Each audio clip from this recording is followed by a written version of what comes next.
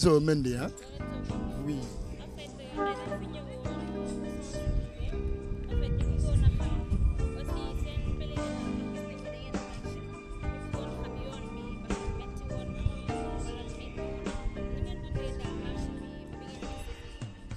Bon, avant tout, maa ngi leen di nuyu di rafetlu seen liggéey vraiment concernant marche bi mun nañu wax c'est difficile que yomb na parce que chaque année même coono bi ngay daj quoi certes yoon bi neexul boo amul volonté yéen ñi doo ko mën a def quoi mais on rend grâce à Dieu métti na méttiwul quoi gérer nañ ko quoi comme d'habitude tàngoon na jër bon surtout dafa bëri yoonu xale yi ren donc on était obligé di leen jàppale di dellu en rade pour xool récupérer xale yi di leen jàppale di leen encourager quoi parce que ñun am nañ si expérience quoi loolu moo waral mais ça va quoi dans l'ensemble ça va quoi. Et tout genou fléchira lorsqu'on parlera de l'agneau. Et tout genou fléchira. Bon diggante Bargny ba Yène xawoon na métti parce que yoon boobu tout droit bi déjà suuf la te yoon dafa xaw a xam c'était un peu difficile pour xale yi nii da ngay jékki-jékki gis xale bu toog da ngay ñëw nga yëkkati ko ne ko fii rek la kon c'était la première fois ñoom ñu marche da ngay obligé nga yëkkati leen ne leen fii rek la certes yow mii sa jëm boobu day métti si yow sax mais fo doo ko mën wan si kanamu xale yi quoi yoon boobu métti woon na trop ak diggante ba ñu jógee pause bi tubaab jalaaw di demaat xawoon na métti ak poussière parce que da ngay dem benn instant ñu leen taxaw leen foog ngeen xaarante loolu rythme bu ñuy wàññi si yow rek day après day répercuté wu sa yaram quoi mais bon on a su gérer ça ñaari yooyu côté yi daal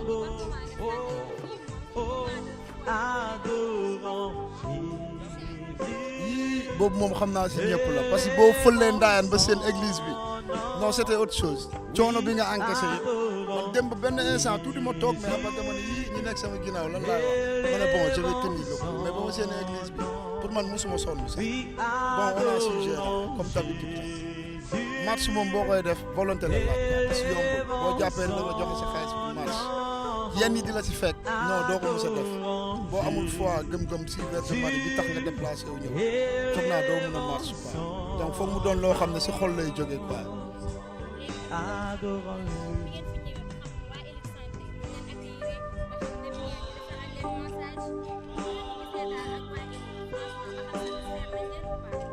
concernant élite moom man démb laa leen xamaa li tax ma xàmmee seen place parce que ñun fa lañ nekkoon daaw mais macha allah am na ñu fi ñëwoon démb nañu boo leen soxlaa massage ñëw leen te pourtant daan nañ fi ñëw chaque année du ñu am loolu bon suñu xaaju jeunes yi ñu àndal yëpp jaar nañu fa nee nañ ils sont satisfaits franchement parce que ñoom nee nañ li ñu bëggoon am nañ ko quoi donc mënuñu di leen ñaanal rek seen liggéey yéen a ko xam donc lépp jafe-jafe yi ngeen si jànkonteel yëpp yàlla na ko Yeesu Christ ak Vierge Marie bi ñuy ñëw ñaan yombalal leen ko à chaque fois fépp fu ngeen dem yomb na affaire volontariat dafa métti donc des fois nga ñëw dajeek benn patient boo xam ne du mën a muñ donc yow mi nekk médecin bi yaa mën a xool nan ngay def pour jéem ko gérer quoi comme ça bu génne mu am satisfaction pour tey fu mu dem bu déggee élite santé rek ne élite santé nii ak nii ak nii di wax loo xam ne positif seen côté quoi macha allah mention spéciale à vous di la ñaanal fi ngeen séentu na gën a sori quoi loolu daal la am lu ma ciy wax man démb laa leen xamaa mais j'ai pas regretté de vous avoir connu franchement di la ñaanal rek saa su ne. salaamaaleykum soxna si tur bi naan.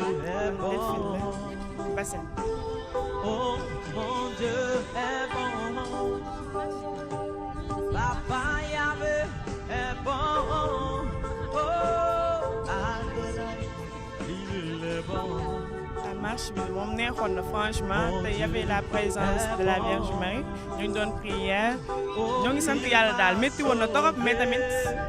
Maria moo ñu ko gënal.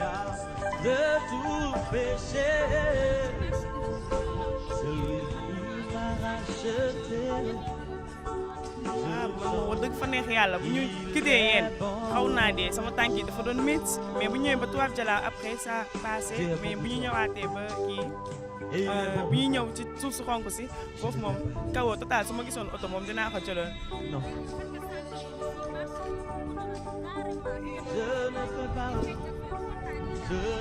foofu baax ñi la baax ñi waaw baax ñi la. Si l'on me donnait tout l'or du monde. waaw Elite Santé moom franchement je dis mention spéciale à eux parce que su dul woon ñoom du ma doxoon parce que ñoom damaa ñëw ñu accueillir ma nice ñu maase ma ñu defal ma ba mu baax sama tànk yi su dul woon ñoom moom franchement du ma mention maa ngi leen di bàyyi ak Mariama sell mi maa ngi leen di prièreal soobee yàlla naa leen boole samay prière kontaan naa trop moom ci Elite Santé ok bye merci surtout yow Miss yow moom kontaan naa si yow. salaamaaleykum soxna si tur bi naka la. man Jeanne d'Arc Mané. Je ne veux pas laisser Jésus. ah bon pour dire la vérité moom métti na waaye tamit neex na si xol segam ki ñu koy defal da ko jar muy Mariama mu sell mi yaayu Insa ibnu Mariama te ñu naan ko Yeesu kon luñ def rek tey jii xeeb nañ ko parce que lu waay def tey jii te nga def ko ngir sa gëm-gëm foo ko natt rek weesu na ko métti na parce que ñoo ngi nii suñuy tànk yaa ngi métti suñu sidit yaa ngi taaw wekk bopp yaa ngi xar mais rëccuwuñu ko bu doon lu ñuy defaat danañ ko dool Mariama mu sell mi loo ci def rek doo ko xeeb. C'est pour la tête, dis non, non, non, non, non. Si l'on te donnait ta voix. bon ba métti bon coono gi mën nañu wax ni ba ñu demee ba àgg bon yéen xawoon na métti surtout ak saxaar bi ñi doon lakk foofu noonu keccax beeg lu kenn xamul mais bon après le repas aussi on a senti la fatigue bu ñu demee bay dugg Popenguine aussi sentir nañu ko parce que actuelle heure boobu fekk na le soleil commençait à taper dur les esprits à se réchauffer te tamit amatuñu woon énergie jamono jooju ku dox rek xamal ni sa ngëm-ngëm la puus waaye jëm yi dara dematu ci woon waaye comme na ma ko waxee may bam tuwaat samay kàddu Mariama mu sell mi loo ko defal rek xeeb nga ko parce que da koo jar. Je ne veux pas le laisser. Je ne veux pas. Je ne veux pas. Je ne veux pas. non bon loolu défoulement bi su ma ko naree wax mën naa wax ni c'était à tout moment de la marche parce que tey jii looy def te àggul sa xol doo ko yëg gis nga gëm-gëm amul foo koy nattee te boo naree marche tamit nga nar a yox-yoxal da ngay sonn donc lan nga mën dès le début tu te défoules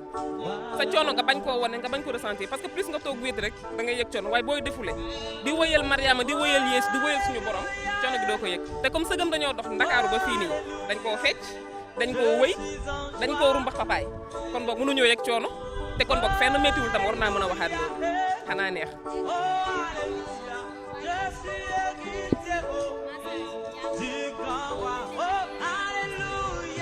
waa santé moom gàcce ngàllaama lañ leen war a mën a wax parce que fu ñu nekk ne dañ ñoo noddantiku ba suñu sidit yëpp a bàyyeeku jamono ji Elite Santé gàcce ngàllaama li ngeen def rek yàlla nañ ko defaat ay at yi di ñëw te yàlla na leen fi suñu borom bàyyi ba tax na ngeen tal ko mën ko seen liggéey yàlla na jëm kanam amen yàlla na leen suñu Mariama mu sell mi moom defal lépp lu ngeen bëgg ci kàttanu yàlla bëgg suñu borom.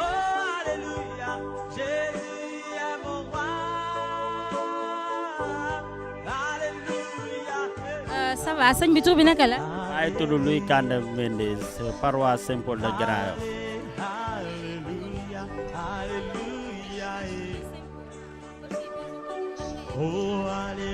waaw yëg naa moment de prière ak de l'émotion même ba may ñëw dugg ci sa biir Popenguine parce que j'avais fait un pacte à Maman Marie année passée dama ko defoon benn pacte te gis naa loolu te ba ma ñëwee biir Popenguine am naa émotion bu mag bi nga xam ne ne sant naa ko comme maanaam Maman Marie tey mënuñu ko fay parce que tey moom moo tax tey ñu def 52 kilomètres jóge Dakar ci poussière bi ak tàngoor bi jaar fépp ngir moom kon boog Popenguine bi moom duñ ci rafetlu bu baax xam nga ñu ngi ñaanal tamit Sénégal bi yëpp ci jàmm la ñuy ñaan jàmm daal la ñuy ñaan à part élection yi di war a ñëw 2019 surtout tamit loolu ñu ngi koy ñaan ak ñi nga xam ne tamit suñuy njaboot lañu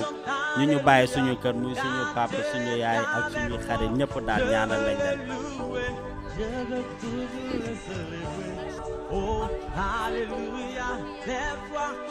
ba ma yegsee Tubaab Jalaaw diggante Tubaab Jalaaw bi dugg si biir Popenguine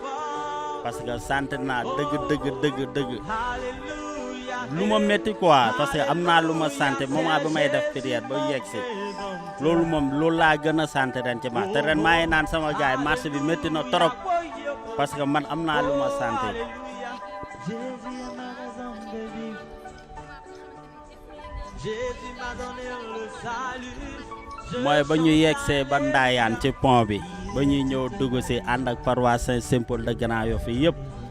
xam nga ñu kontaan dëgg lépp mu neex quoi loolu foofu laa gën a centraté sama bopp.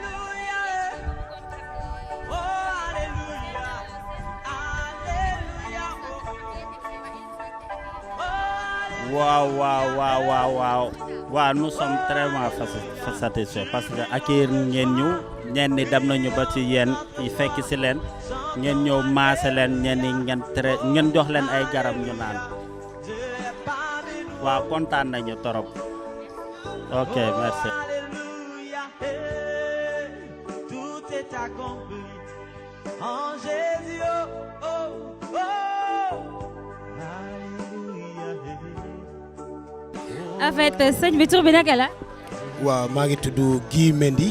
jóge paroisse Notre-Dame du Cap-Vert bu Pikine.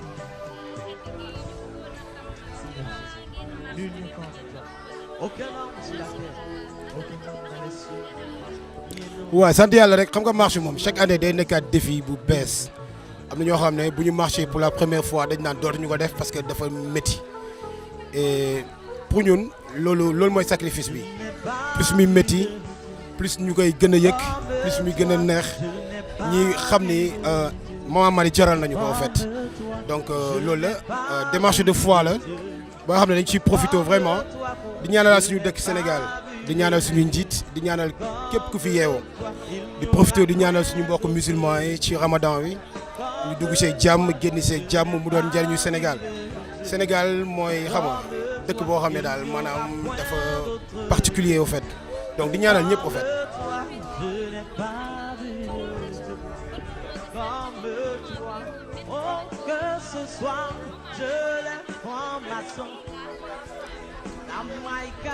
waaw très souvent marché bi booy ñëw ba pour dem Tubaab Jalaaw si ngay xaw a sentir ni marché bi day métti pour diverses raisons. Premièrement day fekk nga xiif yàkkamti añ deuxièmement mooy booy appréhender léegi ma yegg loolu day am lu muy joué ce qui fait que sa tànk yi souvent dañ koy yëg at bi waxtu wi daaw daan na fekk may soox parce que dama crampoon mais ren sant yàlla marché bi yëguñu ko parce que Pikine dañu yokkaat bu baax comme gars yi dañuy wax dañu yokk cere dolli ñeex indi ambiance bu baax bi nga xam ne dañu mettre marcheurs yi dans de très bonnes conditions à l'aise animation bu bëree rek doo ko yëg te Pikine vraiment dañuy waaw. Je n'ai pas vu de Dieu comme toi. Je n'ai pas vu de Dieu. waaw xam nga yoon bi du circuit bi yëpp la oto yi mën a daw te ñun dañu indi oto dañ ko loué yëpp ci ay asiko des moments yoo xam ne oto bi du mën a ñëw donc c'est-à-dire que ñun dañ doon débrouiller wu boobaa doo yëg ambiance mais oto bi bu ñuy nekkee ci tali bi ba oto bi ñëw rejoindre y avait 6 groupes mais bu ñu boolee groupe yëpp def ko benn ça devient paroisse Notre-Dame du Cap-Vert donc ñëppay defandoo ambiance et vraiment da ngay yëg sa bopp voilà doo yëg marche bi da ngay kontaan doo rëccu benn yoon lu tax nga def marche. De mon âme, oh Seigneur, soutiens ma voix. mais très satisfait xam nga lu tax parce que démb dafa am kenn si marché yu Pikine ku ñëw di ma laaj frotté mu ne ko très sincèrement yoruma frotté mais jàddal nii am na ñu ma fa romb et comme li nga wax certainement waaye ay santé la mu ne ko soo demee certainement nañ la defal élastro mais ci suba dafa ñëw ne ma plus que tànk bi doon métti yaram bi yëpp lañ maasee donc kooku dañ koy sant yàlla di leen jaajëfal bu baax di ñaan yàlla rek tout simplement li ngeen di yóotu mën ci jot et puis yombal liggéey bi ay chaque at yàlla di leen gën a may ay moyens ngeen mën a accompagner marchés yi pèlerins de façon générale voilà vraiment ñu leen di remercier parce que mënuñu leen fay donc lépp lu ñu mën rek mooy di leen boole suñu ñaan yàlla gën leen dooleel voilà.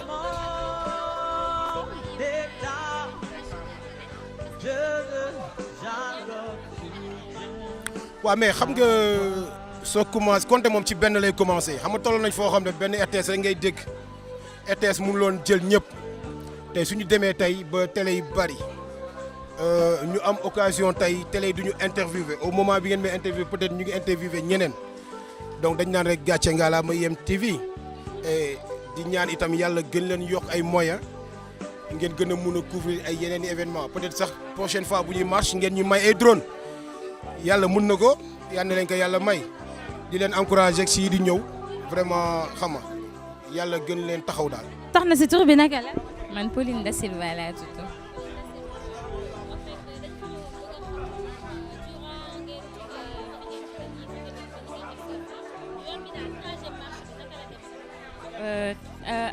trajet marché bi moom saf na saful mais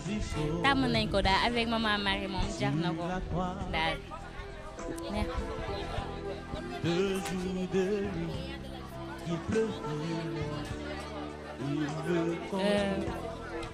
Après tubaab jalaaw moom sonnoon naa trop sama tànk yi futtoon na mais moom dama maintenir rek ma ni naa dem rek foncer rek.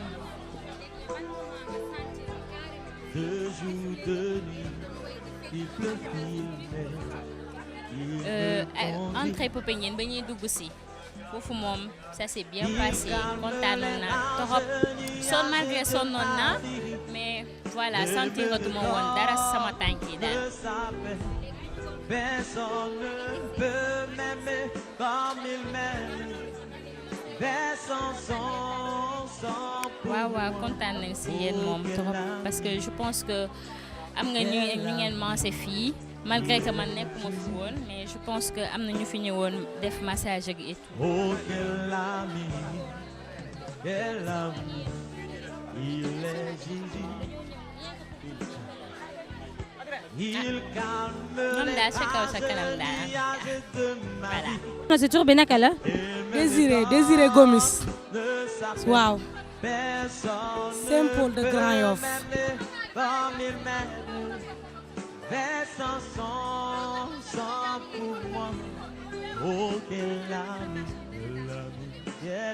Marche bi moom dundee naa ko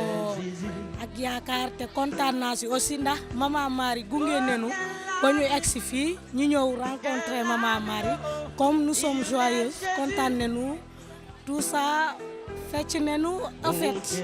dañuy ànd ak mbégteel daal comprendre nga voilà tout ça.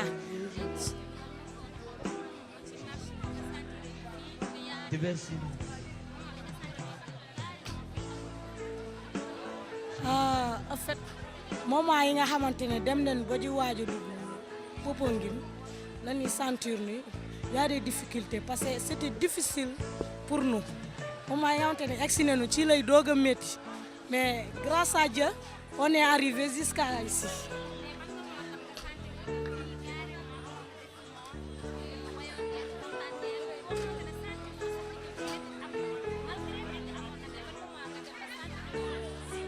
moment yu ñu dugsee ba fii ba ci biir église bi ñu taxaw zibilé moment yooyu moom dafa mel ni esprit saint bi moo laal suñu tànk yi ndax kontaan nañu fecc nañu fàtte nañu douleur bi tout ça waaw ok c'est ça.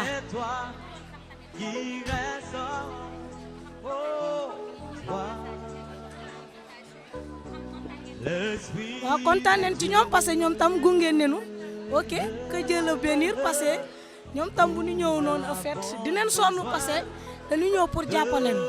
là aussi dañ ci kontaan ok. C'est toi qui sens de l'air. Oh toi qui sens de l'air. waaw on le dit merci beaucoup pour leur travail que Dieu bénisse bénisse seen liggéeykaay ku nekk moo xam lu mu xalaat daal waaw na leen yàlla jëmale kanam rek pour chaque année ngeen koy fekkee di ñëw aussi ngeen ñu jàppale comme ni ngeen koy defee loolu lañ leen di ñaanal soyez bénis pour la télé comment waaw IM télévision soyez bénis. mbi dimanche tur bi naka la. Charles, c'est Charles Vincent Beng, aussi de la paroisse Saint-Charles Borromée de Gorée.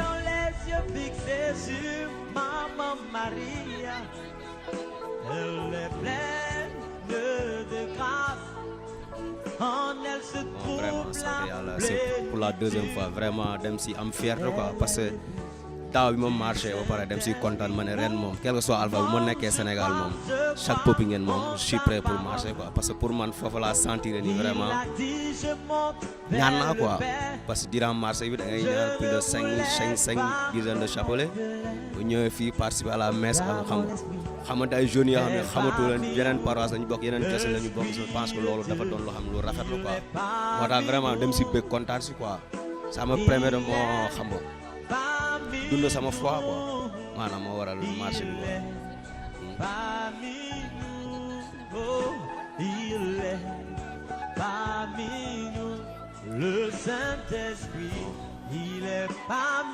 Fatick moom mi koy sentir su ma demee ba ñëw fii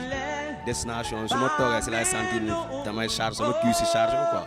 xam ñun bu ñuy marché dañuy way di fecc xam nga ak daw bi ne ainsi de suite day tax nga chargé quoi bu ma àggee fii lay sentir ni vraiment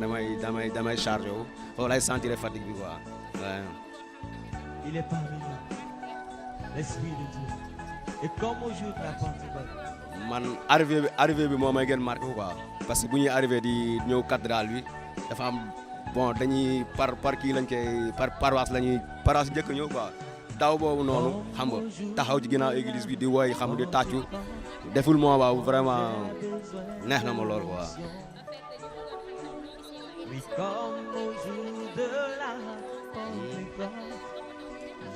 waaw sant yàlla rek dafa doon loo xam ne lu nice la quoi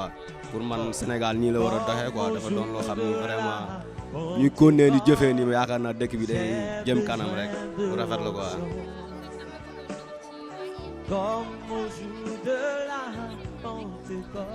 waaw sant yàlla ca kanam rek parce que nit moom booy def lu baax rek ci kanam nga jëm quoi dara du la mën freiner doo benn am barrière boo xam ne da lay téye quoi yéen moom ci kanam gàcce ngalaam. ça va sëñ bi tur bi naka la. sama tur c'est Georges Martin Boissy.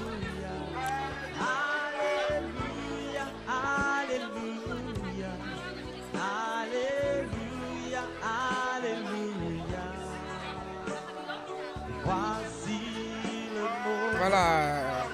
comme d'habitude, vous savez que la marche Popenguine, c'est une marche de foi, c'est une démarche de foi, comme on a tendance à le dire.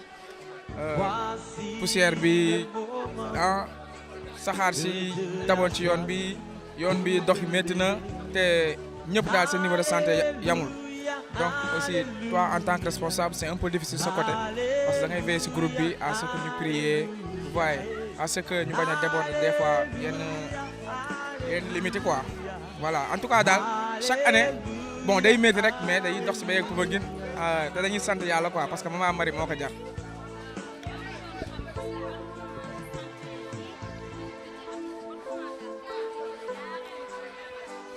Voilà, moi je suis un responsable, je suis le président de la commission JMJ et Marche de notre paroisse Sainte-Marie-Madeleine de Mbao. Donc je vais déjà à chaque étape paroisse bu ñu yeggee ñu bañ a am benn problème comme ça bu ñu yeggee ci pause ñu fekk fa seen lekk mu toog bu ñu yeggsee fii ñu fekk bagage yi tege vous voyez donc amoon naa benn école boo xam xawoon naa tiit trop parce que ci niveau ba ñuy ñëw ci côté géej bi côté Bargny voilà il s'est avéré que am na benn fumée bi fa amoon mu taxoon suñu marché yu bëri di daanu donc loolu déjà ci taxoon na loo xam te ni daal tiitoon naa si torop waaw maa ngi woote di laajte ba xam voilà on n'a pas eu beaucoup de cas affaire yooyu noonu waaw mais sant yàlla.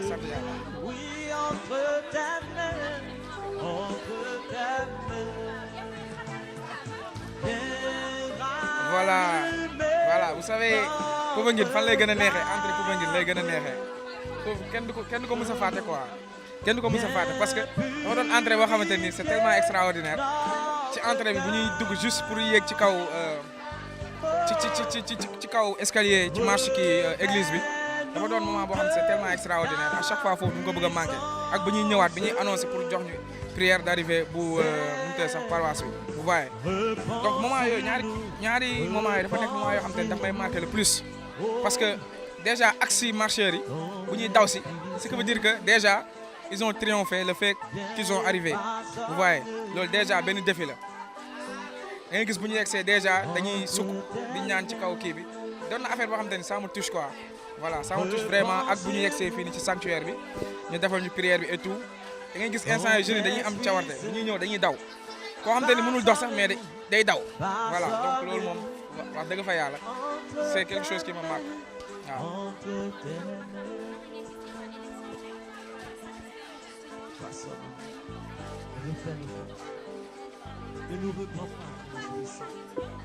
Voilà, vous savez, waa Santé amuñu seen fay franchement amuñu seen fay vous savez ren on a dit qu'on est environ 17 000 marcheurs comme ça démb lañ ko annoncé pour dire tous les marcheurs donc ce qui veut dire que tey jii même Santé boo si def sax du doy vous voyez mais quand même assistance bi vous voyez bu ñu ñëwee gars yi dalal ñu jàppale ñu ba gars yi mën a au moins am benn soulagement loolu dañ ciy sant yàlla te di ñaan aussi tamit santé bi gars yi gën ko yokk vous voyez parce que bu ñu gënee am ay tentes yoo xam day jege comme suñu tente fu marcheurs yi di nekk nañu arrangé parce que hier on avait eu un peu de difficulté boo gisee day ci benn koo xamante ni vraiment dafa am kàttan nga nar ko téye yóbbu ko day métti vous voyez donc voilà en tout cas daal satisfaire nañ ci ñoom daal te duñu mus a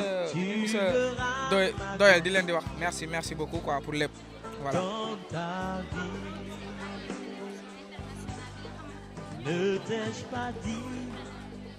Voilà, vous savez loolu dañ ciy rafetlu trop parce que des moments comme ça c'est bon ñu koy véhiculer surtout dans le niveau média c'est important donc ñu ngi ciy rafetlu bu baax parce que voilà chrétiens aussi tamit ci dëkk bi la ñu bokk soxla nañ tey ji bu ñu amee benn affaire ñu wane leen surtout les marcheurs aussi parce que vous voyez am na ñoo xam te ni du ñu mës a marche mais dañuy naan voilà marche bi dafa métti et tout affaire yooyu noonu mais genre yi da leen di arranger bu ñu wonee marche bi et tout wane voilà le fait que gars yi couvrir marche bi wan affaire yooyu noonu da leen jox envie man ça a été mon cas amoon na benn année boo xam ne quand j'ai vu les marcheurs affaire yooyu noonu avec les cuillères vous voyez avec leur sac ça m'a donné envie de marcher vous voyez donc ñu leen di ñaan aussi tamit voilà médias yi gën see jàpp comme yéen aussi on vous remercie beaucoup du fond du cœur. tur bi naka la. man Ndeye Awa Doumbia la. Reconnais que tu peux tout et que rien ne t'est. kii de sonn ñu noonu de waaye tamit patient yi tamit bëri nañu noonu tuuti rek waaye sonn ñu de ça s'est bien passé daal. que tu peux tout. waaw am nañu satisfaction wax dëgg fa yàlla parce que chaque instant day ñëw di ñu remercier naan vraiment dañuy liggéey yu rafet yooyu sant yàlla daal bu baax a baax. Seigneur, fais-moi voir. waaw je suis fière même waaw je suis fière dëgg fa yàlla moom kontaan naa ci trop nekk na sant moom dëgg fa yàlla ndax dama ko yàgg a bëgg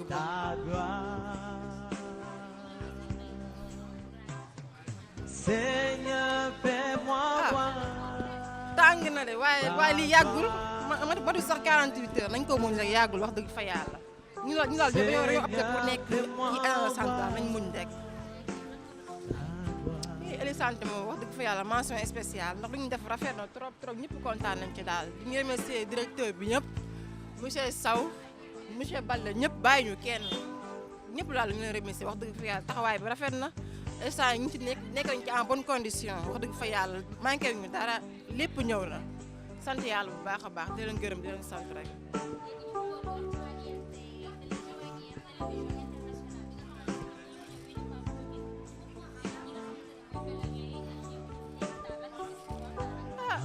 ñoom daal wax dëgg fa yàlla ñun tamit def nañu lépp daal ñun daal kontaan nañu ci ñoom ndax bu leen neexoon doo leen ko def fekk ñu toog ni ngeen ñu jëloon ñu wax dëgg fa yàlla mention spéciale di leen ñaanal seen kii bi gën a jëm kanam daal ñu leen séntu fu sore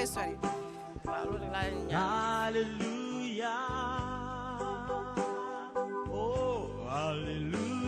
salaamaaleykum sëñ bi tur bi naka la. Malick Sow mais ci Lopez lañ ma gën a xamee quoi c'est le surnom. Alléluia. Alléluia. Et nous chantons. waaw ni ma ko gisee mooy wane ni Sénégal yi ñi ngi dund diine ku ci nekk fi nga nekk yaa ngi xam ni sans la religion nit du dem parce que mënuñu wax civilisation te waxuñu religion quand même gis nañu 130e pèlerinage marial bi liñ ci gën a nemmeeku moom mooy innovation yu bees yi nga xamante ni am na parmi ces innovations gis nañu yeneen services yi nga xam dañu ajouté wu pour accompagner population bi accompagner pèlerins yi accompagner leen sur le plan sanitaire accompagner leen sur le plan de la sensibilisation sur le civisme la citoyenneté accompagner leen également sur le moral parce que tout simplement il y a des petites causeries li gars yi di def pour vraiment gën a mën a faire la promotion du comportement d'un vrai citoyen te loolu lañ nemmeeku ci vraiment pèlerinage bi gis nañu y a une très bonne organisation des mouvements foulards su ñu waxee des mouvements foulards y a les scouts y a Kër Vaillant Am Vaillant il y a également la Croix-Rouge nationale mais également d'autres structures de santé lu ci mel ni CNLS ñu ci mel ni waa division Sida ñu ci mel ni ñeneen ak ñeneen bon vraiment Elip Santé ñoom ñëpp ku ci nekk yaa ngi essayer jouer ce rôle pour que pèlerins yi du ñu am benn problème parce que kuy wax waxi rassemblement des êtres humains da ngay xam ne pèlerinage d'abord il faut que problème de santé posé wu c'est d'abord le problème bi gën a ëpp solo bu état bi war a mën a apporter sa touche à travers les structures yi ma fi tudd Elip Santé Croix-Rouge et cetera les militaires et cetera ñoom ñëpp vraiment ku nekk ci bay war parce que tout simplement les pèlerins viennent d'horizons différents am na ñuy jóge le nord am na ñuy jóge le sud am na ñuy jóge au centre du pays donc fu ñuy jóge bari na te wuute li gën a poser problème d'abord c'est le problème de l'alimentation d'abord c'est le problème du changement de climat buy am effet sur le plan de la santé am également benn effet sur le plan de la nourriture parce que am na ñoo xam ni dinañu lekk yoo xamante ni daaw ñu ko lekk auparavant donc yooyu yëpp day poser problème de santé moo tax l'État a mis l'accent sur ce problème-là pour vraiment secourir accompagner sensibiliser les pèlerins loolu moom vraiment gis nañ ni lu ñuy rafetlu la quoi. Et toute langue conversera que Jésus a vaincu le tombeau. Oh, oh, adorons Jésus, élevons son ñu bëggoon aussi nga wax ñu tuuti rek ci waa Elite Santé naka nga leen gisee daal. waaw Elite Santé man vraiment dama gis seen liggéey dama ko rafetlu lu tax ma rafetlu ko mooy am na ñoo xam dañuy ñëw à travers le tente ci la ñuy toogee def lépp mais ñoom dañuy génn dugg ci population bi di leen sensibiliser aussi di leen poser ay questions sur les problèmes de leur santé xam nga sànq yaa ngi koy wax le changement de climat c'est normal parce que climat bi bëccëg bi dafay tàng guddi gi mu sedd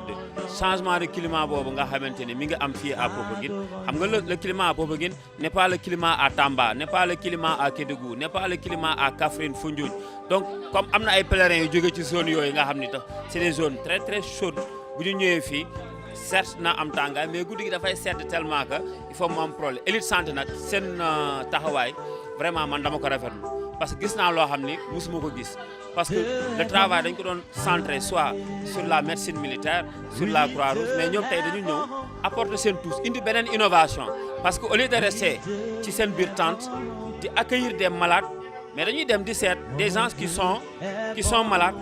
qui sont fatigués et qui ne peuvent pas faire le déplacement ci seen tente mais ñoom ñooy dem jëli leen ñooy dem fekk ci tente yi fi loge yi fi gars yi di tëdd ñu xool nit xam ni kii il a un problème de santé ou elle a un problème de santé ñu waxtaan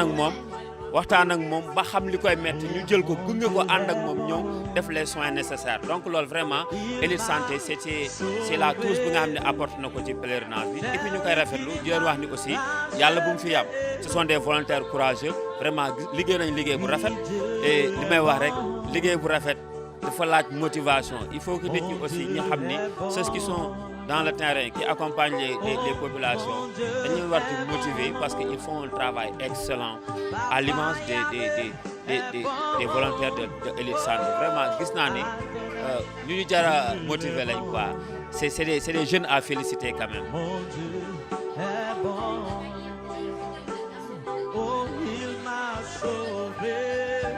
waaw xam nga tey jii boo nee télévision Sénégal bëri nañ mais dafa am yenn astuces yoo xamante ni télévision yu mel ni IM ñoom ñoo koy mën a di def parce que tout simplement ñoom ñoo gën a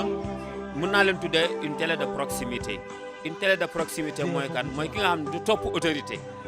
day topp la population bi nga xam ne ñoo nekk ci suuf parce que ñooñu parfois télévision yi dañ leen di fàtte les télévisions nationales comme privées dañuy ànd ak ay autorités ce qui les intéresse c'est ce que font les ministres dans le pèlerinage ban apport la état ou gouvernement def ci biir pèlerinage bi et cetera ban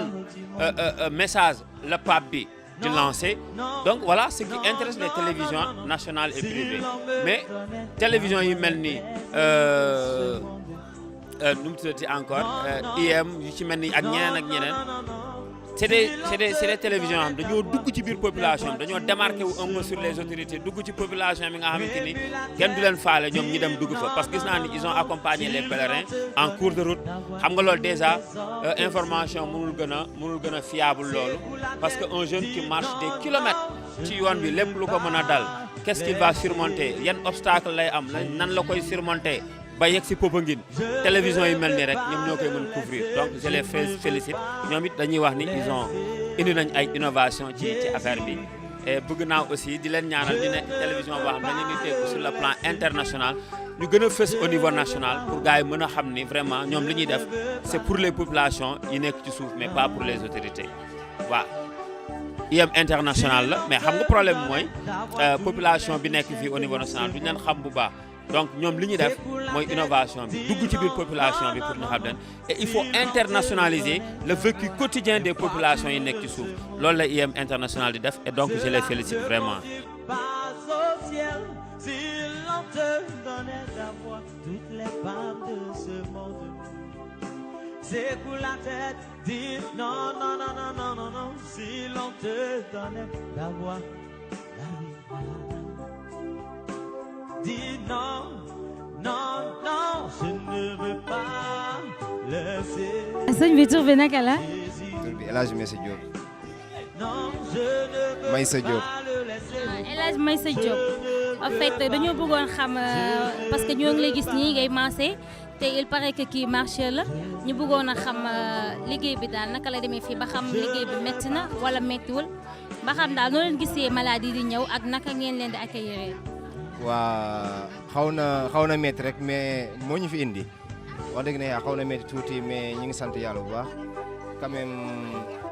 dimbali leen moo tax ñu nekk fii quoi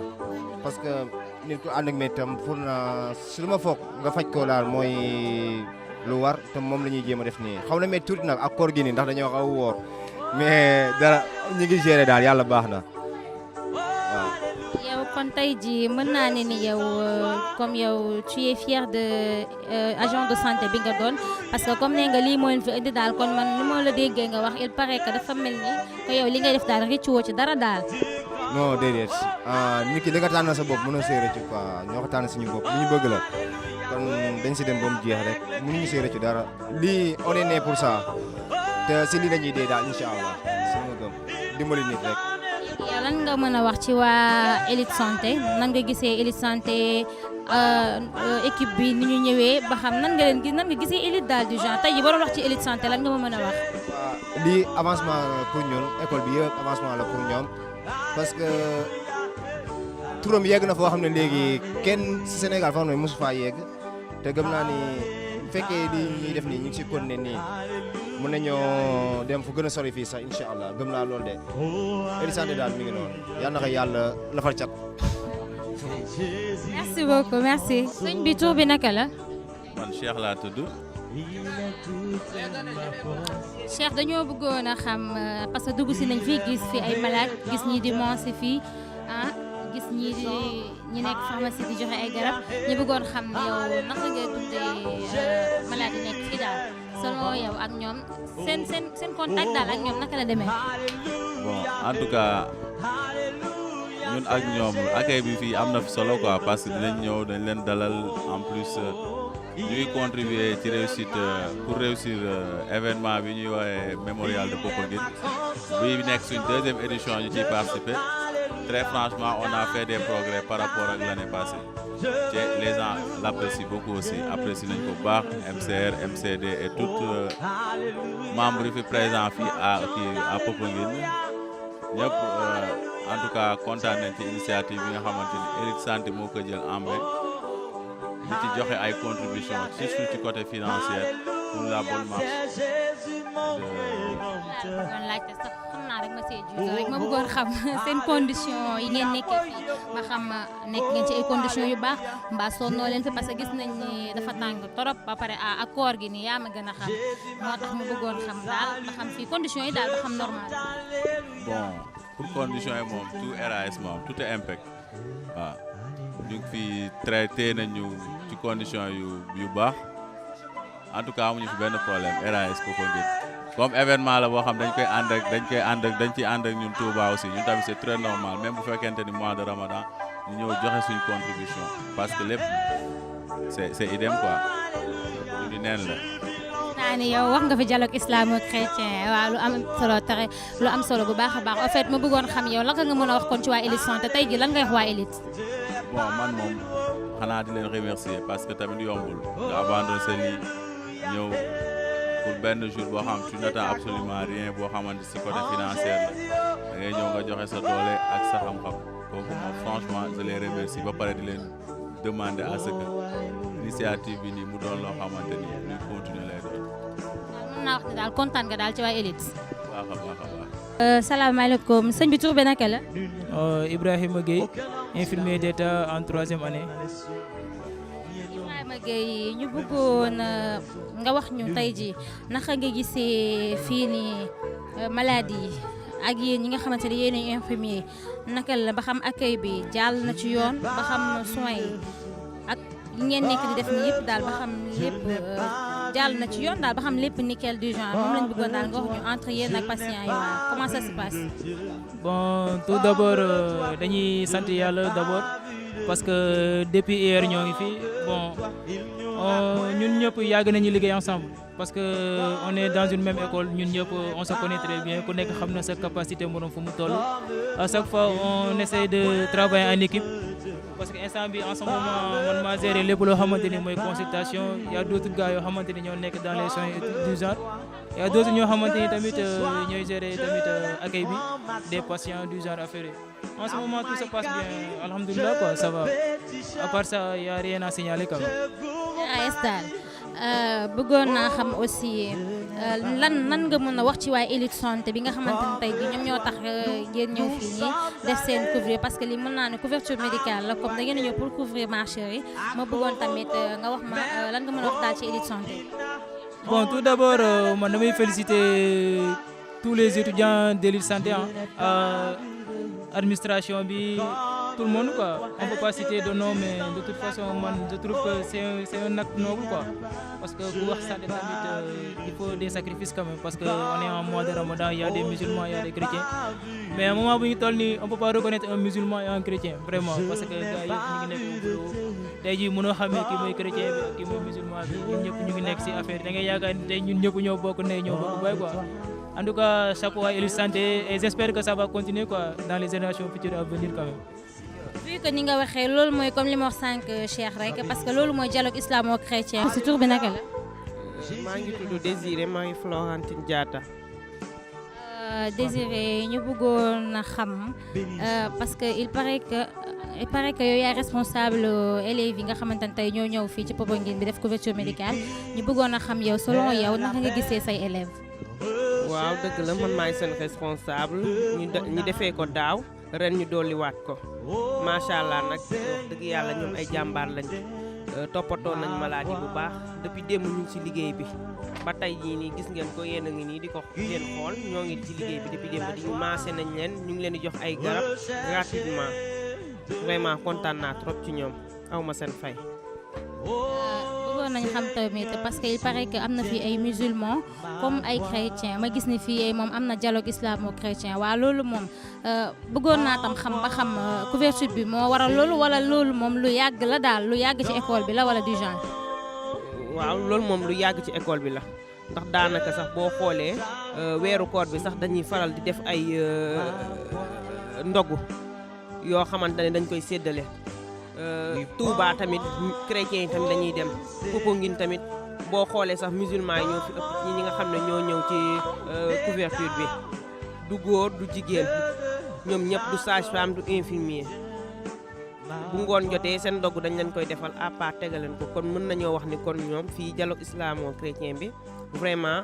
lu am la. kontaan nañ trop ci ñoom te ñu ngi leen di remercier ndax bu leen neexoon mu bañ leen cee fekk mais seetuñu loolu dañoo ñëw jàppale si nit ñi di def lu baax nag moo leen tax a jóg ñu. léegi lan nga mën a wax ci waa Elite Santé en général Elite Santé bi yëpp bien vrai que ci nga bokk te aussi nekk nga fa koo xamante ne tamit am nga fa grade daal parce que bokk nga ci personnel yi mais lan nga mën a wax aussi en tant que Elite Santé généralement. waaw Elite Santé moom xanaa kontaan ci moom rek kontaan ci moom di remercier ki nga xam ne nag mooy DG bi monsieur Sow ndax ngàcce ngaalaama lii yëpp moom moo ko waral. moo yëkkati xaalisam jox ñu ko ñu ñëw def fi couverture dégg nga mu def ko daaw dolli ko ren ñu ngi koy ñaanal nag def ko ay déwéni déwén mu yokk ba mu yëg ko waaw élèves yi nag aussi tamit ñu ngi leen di ñaanal aussi ku ci nekk am wér gu yaram bu déwénee tamit nga mën a ñëwaat fekkee lii waaw c'est une grande fierté nag pour nous d'en faire partie de Elite Santé waaw di remercier ki nga xam ne mooy monsieur Balde moom chaque année day déplacé wu jóge ba Kër Massar ñëw assister fi xool ñu ci nan lañ nekkee ci yan état lañ nekkee doog ñu di remercier ki nga xam ne mooy docteur Tine médecin chef Popenguine vraiment moom it aussi jàpp na ci trop bu ñu ñëwee dinañu dalal dinañu xool lu ñu manqué lépp assister ñu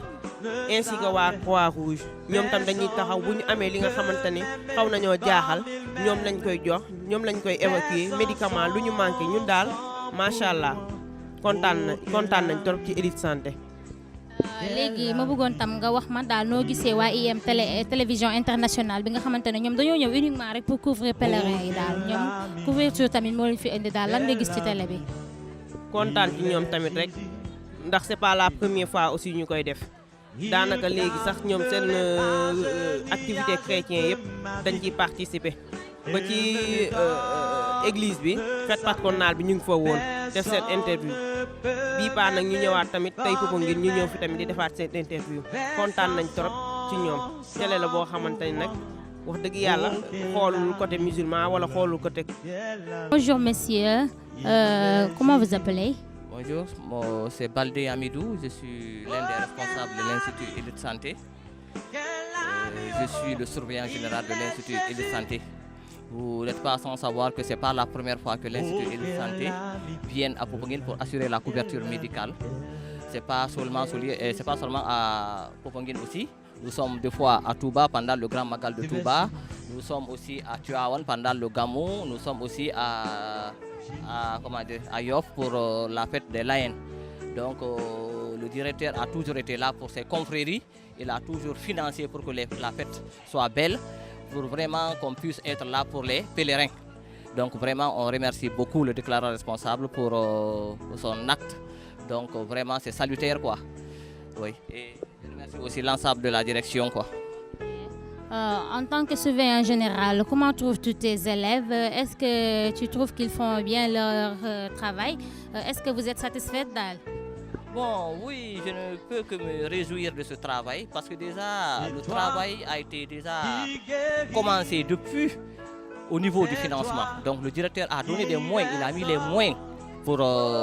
l'organisation. Donc vraiment, je suis là en tant que superviseur, je vois que ça se passe très bien, les élèves font du bon travail, ils sont là pour les pèlerins, ils sont là que ce soit au côté moral et accueil. Donc vraiment, je ne peux que me réjouir de ça. L'organisation, ça va très bien et je suis satisfait de ces étudiants, surtout les étudiants de la 3e année qui sont là, les infirmiers de la 3e année, les étudiants de la 2e année, les étudiants de la 1re année. Tout le monde est là. Vraiment, on est satisfait. Donc, que peux-tu me dire du Elite Santé? Donc, Elite Santé, c'est un grand institut, un institut qui est reconnu par l'État. Nous formons des infirmiers d'État, des sages-femmes d'État, des assistants infirmiers d'État, des aides-soignants, des délégués médicaux. Donc c'est un institut qui est très connu.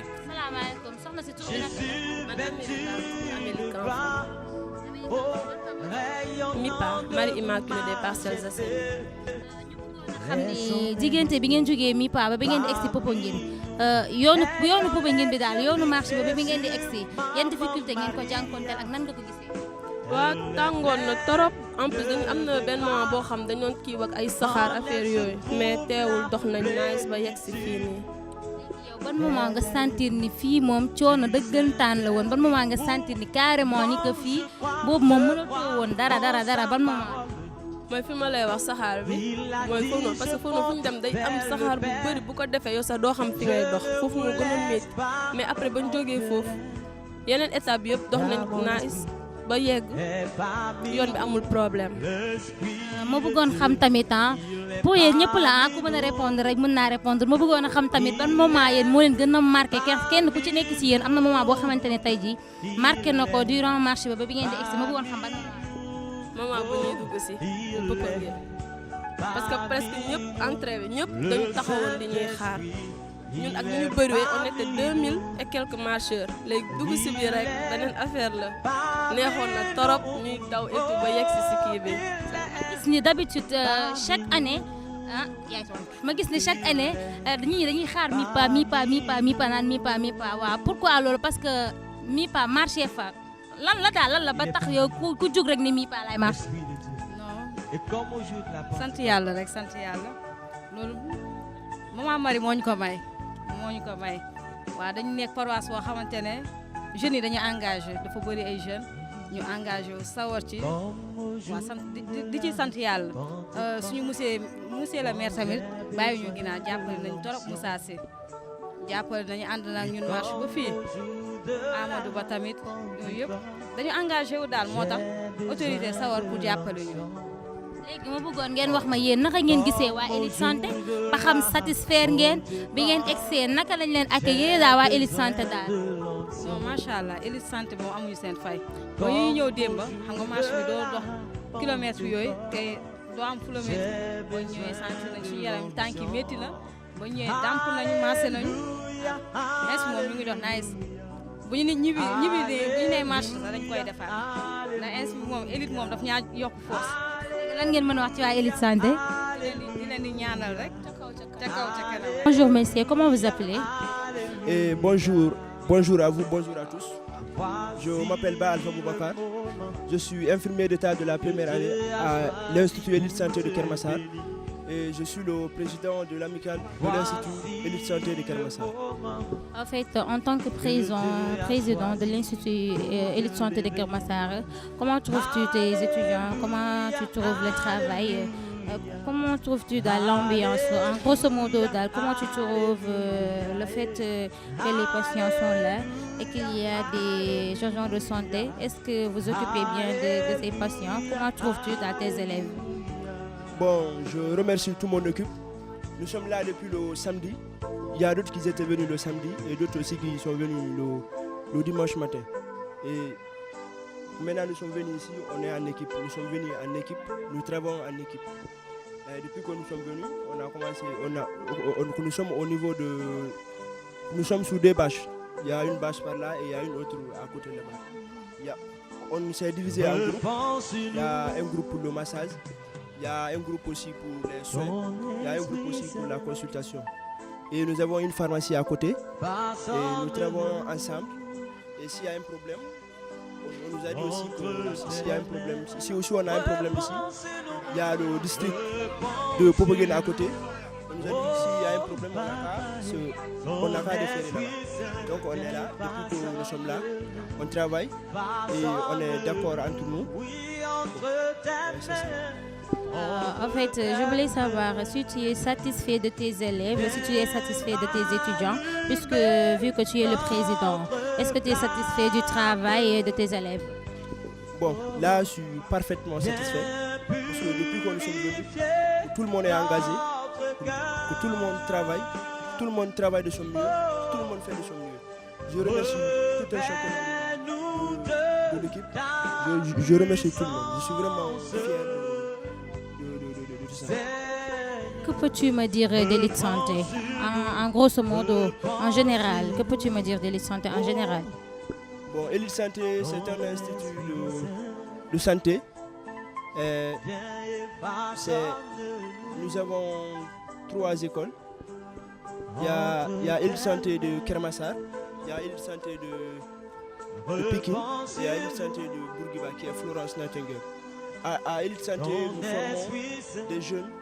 étudiants. Nous avons comme filière, nous avons des infirmiers d'État, des sages-femmes, des assistants infirmiers, des techniciens de labo. Nous avons des infirmiers de bloc opératoire et nous avons aussi des assistants infirmiers. Oui, des aides-soignants aussi. Nous formons les élites de Keur Massar. Merci beaucoup. Mais en fait, que peux-tu me dire d'IM, télé internationale, qui sont ici uniquement pour faire une couverture en accompagnant les pèlerins? Bon, IM Télé, nous sommes avec eux, nous travaillons avec eux à chaque fois qu'il y a un événement qui se passe, ils viennent nous assister. Nous sommes vraiment contents du fait qu'à chaque fois qu'il y a un événement qui se présente, ils viennent nous assister. Nous sommes vraiment contents d'eux et nous leur disons merci. Merci et encore merci. Salaamaaleykum, soxna si tur bi naka la? Bon, maa ngi tudd Awa Zahra Tamba, assistante infirmière deuxième année, élite santé Keur Massar. Soxna si ñu bëggoon a xam durant ngeen nekk fii parce que il paraît que yéen a ngi fi depuis samedi am ñu fi nekk samedi am ñu fi nekk dimanche ñu bëggoon a xam yéen naka ngeen di gisee accueil bi ak malade yi nga xamante ne ñu ngi fiy ñëw naka ngeen dundee loolu daal entre yéen ak ñoom. Bon, tout d'abord c'est une bonne initiative. Le fait que mu tombé ci Ramadan bi métti na torop mais bon comme suñuy mbokk catholique la tamit on est là mais ça va quoi liggéey bi à part ça. On travaille en symbiose avec la Croix-Rouge entre nous, on forme 2 groupes et tout ça. Les pour yëf yi mën a jaar yoon rek ak étudiants yi première année, deuxième année, troisième année. Gis nañ ni tamit loolu rafet la parce que yéen a ngi ci temps au Ramadan te n'empêche que yéen a fi ñëw il paraît que sax yéen a fi ëpp catholique yi kon déjà foofu rek am na dialogue islamo-chrétien ñu ngi koy rafetlu bu baax a baax. ñu bëggoon a xam aussi tamit bi ngeen fi egseeg léegi nii ba xam amagoo leen fi ay cas yoo xamante ne lii leer na ni cas yu critique la wala loo xamante ne du genre nekkul loo xamante ne daal lu difficile wala loo xamante ne nag dépassé na leen. Bon, comme le Sénégal c'est un pays laïque comme ni nga ko waxee rek dialogue islamo-chrétien donc dafa war a dox dañ ko war a doxal tamit en plus loolu la mais biñ fi nekkee ba tey bon ça n'empêche di nga gis ay problèmes puisque dañoo am ay marcheurs comme démb. dañuy ñëw ay booru ay 16 heures yooyu noonu léegi suñu ñëw il faut nga accueillir leen dañuy jàmbat ay tànk yu métti cuisse yu métti et tout ça xaw nga accueillir leen defaral tuuti massage calmer leen et tout ça parfois tam di nga am ay crise yoo xamante ne ay cas d'asthme lay doon et tout ça nga gis ne ñi am ay difficulté respiration et tout ça avec la poussière tamit di nga am ay angine ay rhume tout ça di nga ko jéem a daj fii mais bon on gère quoi avec le Ramadan. Gis ni aussi tamit fii seen équipe bi moom équipe bu suude la parce que gis nañu ñu ngi yéen a ngi xàccandoo yéen a ngi dóorandoo ma bëggoon a xam ba xam loolu tamit da ngeen ko def juste parce que da ngeen nekk Popenguine wala dafa nekk loo xamante ni moom waa lu yàgg la daal avant fii nii. Bon, tout d'abord comme ni ñu ko waxee rek mbooloo mooy doole te puisque élite moo ñu boole à élite aussi on vit comme ça on vit en famille c'est notre deuxième famille. Donc suñu ñëpp Popenguine pour benn but bien déterminé war nañoo mën a liggéeyandoo ensemble kii nekk ci wàllum consultation bi man ma nekk ci wàllum garab bi kii nekk ci wàllum massage bi kii nekk ci yooyu soins yeeg yooyu noonu yëpp daal comme loo xamante ne ni ñun ñoo ko bokk moo ñu tax a indi fi moo ñu tax a ñëw fi tam comme war nañoo mën a boole liggéey bi ñun ñëpp ñu boole mu doon benn daal. mën naa ne daal yow satisfaire nga ci sa waa équipe satisfaire nga ci waa élite santé satisfaire nga daal ci lépp mën naa ne daal liggéey bi moom RAS. waaw alhamdulilah rek la ñuy wax de xanaa ñaan yàlla ñu fekkee ko ay déwén ba li ci jot a am ñu gën koo mën a dolliwaat ak yooyu noonu puisque day faat day am ay jafe-jafe ak yooyu noonu yëpp mais bon on gère avec ay difficultés médicaments ak koor gi nii naaj bi nu mu tànkee mais bon ça va daal alhamdulilah c'est bon dans l'ensemble en tout cas. ma bëggoon aussi nga wax ma ci waa IM Télé International nga xamante ne ñoom dañoo ñëw uniquement rek pour couvrir pèlerins yi naka nga gisee seen télé bi. Bon, tout d'abord ñoom itam ñu ngi leen di remercier ak naaj bi nii ak koor gi nii c'est difficile mais bon ñu ngi leen di sant di leen neex tamit du courage liggéey bi moom noonu la ca kaw ca kanam ak lañ leen di ñaanal. salaamaaleykum mbokki téléspectateurs yi nga xamante ne yéen a safoo di seetaan seen télé IM Télé ñoo fi àndoon tey ak yéen doon def interview ci différents paroisses yi nga xamante ne ñoo fi nekk jaar nañ ci waa élite santé jël nañ leen jéem nañ jokkoo nañ ak ñoom jaar nañ aussi ci sama waa paroisse waa Marie Immaculée de Parcelles Assainies ñu naan ko MIPA ñi nga xamante ne ñoo toj fii ni Popenguine bi ànd nañ aussi ak waa Saint-Paul bu Grand Yoff ak waa Notre-Dame de Pikine aussi ñëwoon nañ pour interview doon def couverture médicale ma ànd ci sama caméraman bu ñaawul bi nga xamante ne mooy Moulay ak assistant bii di Bouna waaw ma di leen wax ni nii rek lañ koy defee saa su ne ma di leen dox dig daje ba beneen yoon ci ay yeneen pèlerinage wala ci ay yeneen manifestation yoo xamante ne aussi dinañ ci ànd ak yéen merci beaucoup wasalaam. Alléluia.